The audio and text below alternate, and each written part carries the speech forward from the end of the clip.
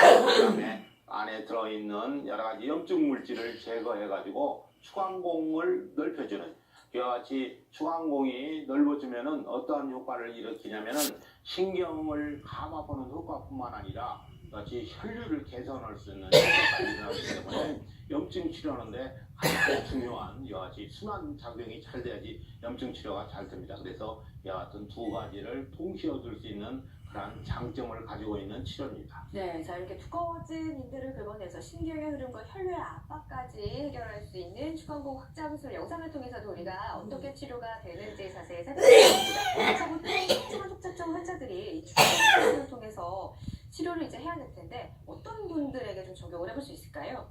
이렇게 자연 노화에 따라서 협착증이 심한 그러니까 추간공도 막혀 있고 척추관도 막혀 있는 그런 환자한테 아주 좋습니다. 그래서 중증 척추관 협착증이고 다분절의 경우에도 이 수술 시간이 굉장히 짧기 때문에 보통 4군데 하는데 한 30분밖에 안 되기 때문에 고령 환자들이 부분 마취를 통해서 쉽게 접근을 할 수 있습니다. 그래서 당뇨, 고혈압이라든지 협증이라든지 이러 같이 합병증을 동반해가지고 수술이 굉장히 어려운 환자한테도 상당한 도움을 주고 있습니다.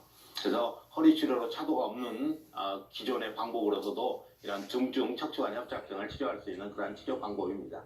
자, 그렇다면 실제로 추간공 확장술을 통해서 중증 척추관 협착증 환자가 치료가 잘 된 예후가 좋은 케이스들 실제 사례를 한번 살펴봐야 되겠죠? 먼저 예. 소개해 주시죠. 화면에서 보시듯이 이렇게 치료 전에는 다분절로 두 번째, 세 번째, 네 번째 이렇게 막혀 있던 경우가 수술하고 나면은 상당히 호전된 것을 볼 수가 있습니다. 그래서 이건 젊은 환자들이기 때문에 효과가 많이 난 것을 우리가 MRI를 통해서 확인을 할 수가 있습니다. 그 다음에 우리가 협착증의 경우는 아니지만은 협착증하고 동반된 파열성 디스크 경우에는 치료 후에 우리가 염증을 제거하고 확장된 추간공을 통해서 우리가 몇 차례에 걸쳐서 꾸준히 염증 치료를 하면은 파열된 디스크, 터져나온 그러한 조각도 자연 흡수되는 것을 MRI를 통해서 발견할 수 있습니다. 네, 자 이렇게 중증 척추관 협착증을 추간공 확장술을 통해서 치료가 잘 된 예후가 좋은 사례를 소개를 해드렸습니다. 예후가 좋은 사례입니다. 환자의 증상 정도에 따라서 또 치료 어떻게 관리를 하느냐에 따라서 예후는 달라질 수 있다는 점을 참고하시길 바라겠습니다. 자, 그런데 원장님, 이 척추관 협착증 치료할 수 있는 방법이 이 추간공 확장술만 있는 거는 아닐 거잖아요. 예. 해결 방법 어떤 것들이 있습니까? 저희가 하고 있는 이러한 추간공 확장술의 경우에는 염증 치료, 그 다음에 추가적으로 혈류를 개선하고 신경 감압 효과를 가지고 있습니다. 그래서 신경 성형술이라든지 꼬리뼈 내시경, 풍선 확장술, 그 다음에 블록이라는 스테로이드 주사도 다 염증 치료라든지 혈류 개선을 목적으로 치료를 하고 있습니다. 그래서 이와 같은 것도 하고 있는데 저희는 주로 이렇게 혈류 감압이라든지 신경 감압이라든지 이런 것을 더러 추가로 하려고 굉장히 노력을 많이 하고 있습니다. 그래서 인대가 많이 두꺼워져 갖고 협착증이 많이 진행되는 환자의 경우에는 저렇게 옆쪽으로 들어가 가지고 기구를 이용해서 저같이 두꺼워진 인대를 긁어내 가지고 막혀 있는 것을 뚫어주고 그다음에 염증 치료를 하면은 혈류 개선 효과라든지 신경이 눌려 있는 게 어느 정도 터지기 때문에 그래서 그 다음에 우리가 이렇게 카테터를 이용해 가지고 염증을 치료하는데 굉장히 용이합니다. 그래서 우리가 중증 척추관 협착증의 경우에 이러한 치료 방법을 같이 동시에 시행하고 있습니다. 네, 기존의 신경 성형술도 분명히 척추관 협착증의 치료가 가능했지만 밖에 뭐 인대가 두꺼워졌거나 혈류가 막힌 부분을 해결할 수가 없었기 때문에 이런 추간공 확장술을 통해서 그러한 부분들까지도 개선을 했다라는 부분 영상을 통해서도 우리가 확실하게 볼 수가 있었습니다. 자, 그렇다면 추간공 확장술이 어떤 원리로 허리 통증을 없애는지 좀 더 자세한 설명 부탁드릴게요. 예.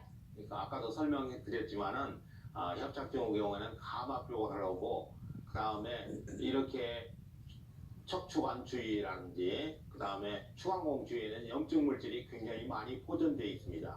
그래서 추간공이 좁아지면서 안에 염증이 쌓여 있는데 그러한 염증을 우리가 옆쪽을 통해 가지고 추간공을 확장한 다음에 카테터를 집어넣어 가지고 염증 치료를 하면 즉 안에 있는 염증 물질 노폐물 그것도 5년 10년 이상 쌓여있는 노폐물을 우리가 척추관 밖으로 추간공을 통해서 배출해가지고 우리가 염증 치료 효과를 극대화시킬 수 있습니다. 그게 바로 추간공 확장수로 치료 원리입니다. 네, 추간공이 좁아지면서 쌓이는 이런 염증과 노폐물들 특수 카테터를 이용해서 싹 치료하는 방법들, 원리에 대해서 설명을 들어봤습니다. 자, 그렇다면 이렇게 특수 카테터를 통해서 추간공 확장술로 치료가 된 예후가 좋은 사례를 또 살펴봐야겠죠? 어떤 예. 사례가 있을까요?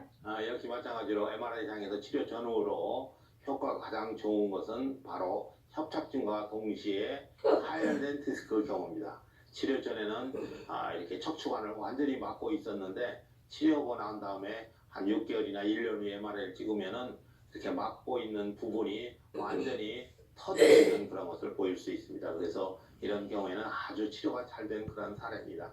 그래서 이렇게 젊은 남자의 경우에 협착증하고 디스크 파열된 것이 조각이 흡수되어 있는 것이 MRI상에서 이렇게 잘 보여져 있는 사례들이 많이 있습니다. 네, 추간공 확장술을 통해서 중증 척추관 협착증 환자들이 도움을 받는 모습들 확인해 볼 수가 있었는데요. 자, 구체적으로 어떤 장점들이 있길래 이런 치료가 가능한지 특징들을 좀 살펴봐야 될 것 같아요. 그래서 이게 정상 조직의 손상 없이 요통이라든지 디스크라든지 그런 것까지도 치료가 가능하고 이 큰 장점이 부분 마취로 짧은 시간에 네. 시간이 보통 한 2, 30초밖에 걸리지 않습니다. 그리고 수술하고 난 다음에 출혈이 거의 없으니까 당일 시술하고 그다음에 당일 퇴원이 가능할 정도로 굉장히 회복이 빠르고 조직의 손상이라든지 그다음에 염증이라든지 그런 것이 비교적 적게 안전하게 시술이 가능하며 그다음에 추가 공장을 동시에 치료할 수 있는 그런 효과를 가지고 있습니다. 그래서 고령 환자, 특히 수술하고 난 다음에 예후가 불확실한 그런 환자 경우에서도 시술이 가능한 그런 치료 방법으로 되어 있습니다. 네, 일단 전신 마취가 아니기 때문에 좀 마취 부담을 느끼셨던 분들도 치료가 가능하고 또 주변 조직에 손상이 없기 때문에 비교적 안전하게 시술을 받을 수 있을 것이라는 그런 장점들, 특징들에 대해서 우리가 살펴봤습니다. 자, 그런데 보통 척추관 협착증을 앓고 계신 분들이 허리 통증만 있는 게 아니라 다리의 저림 증상까지 지금 쭉 내려가는 분들이 많이 계시거든요. 이 다리의 문제까지 좀 해결할 수 있을까요? 예. 그래서 우리가 이런 것은 적외선 체열 촬영 결과를 수술 전후로 보면 확실히 알 수 있습니다. 이렇게 오른쪽의 경우에는 발바닥 온도가 현저하게 떨어지는 한 3도 내지 4도가 떨어져 있는 이렇게 까맣게 나옵니다. 이게 신경유착이라든지 척추혈류 장애뿐만 아니라 자율신경의 기능이 문제가 있어서 이렇게 온도가 떨어지는 겁니다. 네. 그런데 시술하고 난 다음에 우리가 아까도 봤지만은 혈류를 개선시키고 자율신경 기능이 회복되니까 하고 난 다음에 다리 시렵다고 차갑다고 하는 환자들이 정상으로 따뜻하게 느껴지는 그런 것을 이렇게 체열 검사를 통해서 우리가 확인할 수 있습니다. 그래서 다리가 시렵다든지 저리다든지 그 다음에 둔하다든지 감각이 떨어졌다든지 이런 환자들이 추간공을 통해서 이렇게 좋아지는 사례를 우리가 볼 수가 있습니다. 네, 예후가 좋은 사례를 소개해드렸습니다. 환자의 정도에 따라 또 치료 후에 어떻게 예후를 관리하느냐에 따라 달라질 수 있다는 부분은 참고하시길 바라겠습니다. 자, 추간공 확장술에 대해서 우리가 좀 이야기를 해봤습니다. 많은 수술보다는 이제 부담이 상당히 줄어들었고 효과적인 치료법이긴 하지만 만에 하나 나타날 수 있는 부작용이나 시술 후에 주의할 점 이런 거 있으면 소개 좀 해주시죠. 이게 아무래도 수술이 아니고 비수술적으로 행하고 있기 때문에 제일 무서운 점이 바로 출혈입니다. 그래서 우리가 심장 질환을 가지고 있어가지고 혈전 용해제를 드시는 분들은 이게 한 3, 4일 정도 그런 용해제 치료 용해제를 복용을 중단하셔야 됩니다. 그래서 출혈 위험성이 제일 많고 그 다음에 감염이라든지 그런 거에 대해서는 저희가 굉장히 신경을 쓰고 있습니다.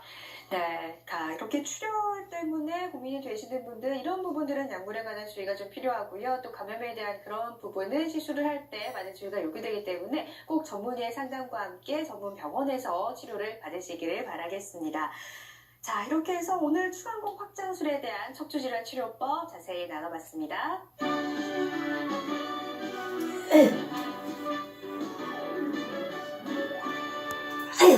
협착증 치료의 추간공 확장술에 대한 설명을 해주셨는데요. 자, 원장님, 추간공 확장술에 대해서 한 줄 평 부탁드릴게요. 예.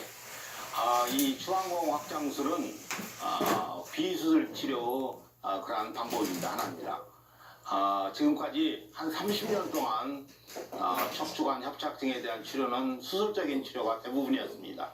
그래서 대부분 환자들이 수술을 많이 해가지고 합병증이 많이 생기고 지금 그것으로 고생하시는 분들이 아주 많습니다. 그래서 한 10년 전부터 이제 비수술 치료가 본격적으로 도입되기 시작해가지고 많은 비수술 치료를 해왔는데 그 중에서 우리가 이 추가공 확장술은 수술도 아닌 것이 그런 수술 효과를 내는 그런 아주 특이한 그런 치료 방법입니다. 그래서 이러한 기구를 이용해서 추광공이라는 것, 이 추광공이라는 것은 신경 가지가 빠져나온 구멍을 우리가 추광공이라고 그러는데 이 추광공에는 독특한 구조들이 있습니다. 신경 가지뿐만 아니라 혈관도 지나가고 그 다음에 거기에 자율신경계도 지나가기 때문에 그래서 아주 중요한 또 통증을 가장 민감하게 일으킬 수 있는 그러한 장소인데 이러한 장소에서 간단한 방법을 통해서 그것을 공간을 넓혀주고 그 다음에 기존의 비수술적인 치료 방법에서 사용되는 염증 치료 효과를 염증 치료제를 이쪽에다 투입해 가지고 우리가 효과적으로 염증 치료를 하니까 수술도 아닌 것이 수술 효과를 내면서 아주 염증 치료도 아주 효과적으로 돼가지고 좋은 그러한 치료 방법으로 지금 선택돼가지고 치료하고 있습니다. 이렇게 해서 튼튼한 허리 관리하시기 바라겠습니다. 자, 이번 시간에는 신경외과 전문의 박경호 원장님과 함께 추간공 확장술에 대한 궁금증과 고민을 해결하는 시간 가져봤습니다. 원장님 도움 말씀 고맙습니다. 예, 고맙습니다. 네, 일상 속에서 오래 계속해서 할 수 있는 운동들, 쉬운 운동들은요, 허리 근력을 강화하는